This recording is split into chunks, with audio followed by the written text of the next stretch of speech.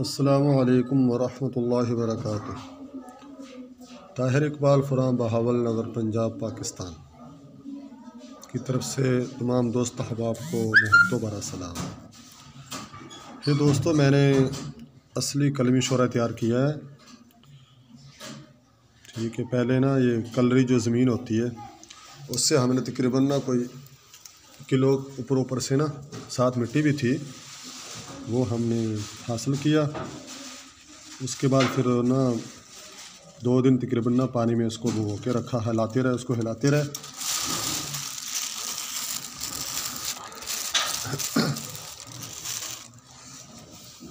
तो उसके बाद फिर इसको दूसरे बर्तन में नितार लिया, नीचे मिट्टी बैठ गई।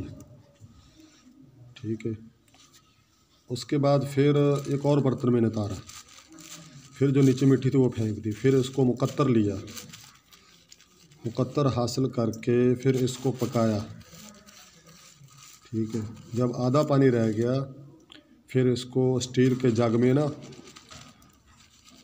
उसमें डाल दिया। बीच में ये सूद के धागे, 1 नंबर सूद होता ना जो चरखे पे काटती थी माइयाँ पहले, ठीक है, वो हमने हासिल किया। उसको ये लकड़ी के साथ बांध के उस जग के अंदर ना लटका दी। नीचे छोटे छोटे पत्थर बांधे और जग के अंदर उसको लटका दिया। ठीक है, तो उसके बाद फिर इसको फ्रिज के अंदर रख दिया, फ्रिज चला दिया और सुबह को निकाला तो ये देख लो, ये लकड़ी के इस धागे के साथ ना कलमे ये लगी हुई हैं।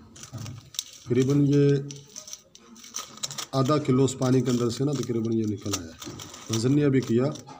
हाँ, अभी इसको इससे जुदा करके इस शापर पे इसको आएंगे, शापर पे डाल देंगे।